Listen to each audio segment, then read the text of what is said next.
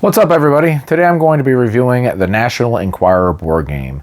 Now in the National Enquirer board game, you're going to be playing the part of editors and reporters trying to make the wackiest headlines that you possibly can with the pictures that you have. So, let's take a look at it. Okay, so in the game, you've got what is called the copy desk, and what you're going to be doing as the editor is you've got a bag here that has a whole bunch of these words in here. Nouns, adjectives, adverbs. There's a whole bunch of these things in here, as you can see. Also in the game, there's going to be a lot of picture cards. There's a whole bunch of them in here, and I'll just show you a few of them. There'll be some people that were famous back in like the early 90s. Just a whole bunch of different pictures here. And there's even more here in the box, as you can tell. And everybody is also going to be receiving a copy board to basically make your headlines. So what you're going to do is the game is going to be played over a course of 3 rounds with 4 different games in it each. In the first game, everybody's just going to go ahead and draw one of these cards over here, and then whoever the editor is going to go ahead and take out a certain amount of these strips and put it here in the copy desk. Now he can put as few or as many as he would like. So let's just say I grab this amount right over here and I'll put it right here. Now what everybody's going to be doing is when I flip this timer, they're going to be grabbing words from here and trying to make a headline with the picture that is here. Oh, and they're double-sided as well. Now you'll note that they're different colors. If you manage to make a headline with all of the same color, that's going to double your score. So you're just going to grab some, look at them. So this one says, pistol packing 142-year-old Loch Ness monster caught with steamy Bigfoot. Now part of the fun of the game is trying to explain how you even come up with this. And you say, well, how do you know Loch Ness monster doesn't look like this when he's 142 years old? He very well could have grown feet and all this stuff. And then you could say Bigfoot. Well, nobody's really even seen Bigfoot, but this is Bigfoot. So you can basically just try to explain away the headline. But anyway, what the editor is going to do is he's going to go ahead and score your words. You'll get 1 point for each word that you use.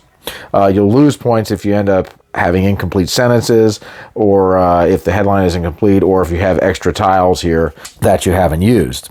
And so then they'll go to the next person who is the editor, and so you'll go ahead and repeat the process, but the only thing is now is that you're going to put a second picture on there. So you'll do something like this. So once you clear all these out, I'm going to go ahead and just leave those in there for now, and I'm going to put some more on here. So now I've got to basically try to match the second picture, and then on the next round, I'm going to have to do a third picture. So this would be the third picture. So now you have to come up with a headline that links all 3 of these together somehow. And then say go, and then everybody goes. Now keep in mind, everybody's going to be looking through these here at the same time. Also, each player is going to have their own pictures that they're going to be making their headline from. I don't even know how you're going to be able to do sheep. If you get a tile like this, you can basically make this any word that you want that begins with that letter. There we go. So that'll be my headline. Cranky Babaz, crazy about vampire choir boy, seen with chubby police force junkie. So here's my explanation. These sheep are Babaz because they're cranky, but they're crazy about the vampire choir boy, which happens to be this person. That's my interpretation of a vampire choir boy, seen with a chubby police force junkie. I could say, well, that's a police dog. He's obviously a junkie because he's eating a duck. So anyway, that would just be my explanation. So that's kind of the way it works with these crazy headlines. And anyway, at the end of 4 rounds of this, whoever has the most amount of points is going to go ahead and win the game. Well, you know, typically when I see games that are based on magazine, like People Game, I'm not really interested because it's mainly going to be trivia games. But this game actually takes the National Enquirer, which is a tabloid, and I guess the company actually knows pretty much that their just news is junk, so they ended up making a game. But the game is a tongue-in-cheek game, and it's actually kind of funny to play. If you ever played games like Man Bites Dog, games like that where you're just trying to make the goofiest headlines or the goofiest sentences that you can, this game does that. But the difference with this one is that it uses pictures. It can be pretty challenging trying to come up with a headline that can match 3 completely different pictures.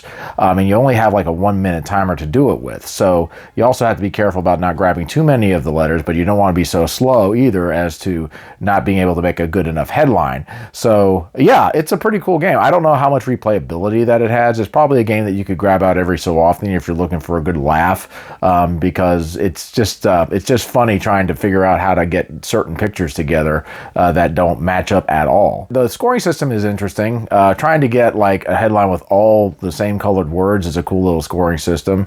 Having the strips apps that have just one letter where you can make it wild, that's a good idea too. And I did see a video like a guy who was playing at the editor. He was like, okay, people, we need headlines. We need headlines now. We need good headlines. Come on.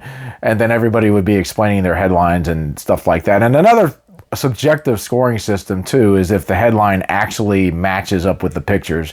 So if you've ever played categories, sometimes you'll end up with a word that could technically be that, but it really isn't. But anyway, if you're looking for a laugh, give this game a shot. It's probably around 20 bucks on eBay or so. And if you're just a fan of the National Enquirer and you just want to play something that's just funny, go for it. All right, guys, that's my review of the National Enquirer board game. We'll see you. Keep on gaming.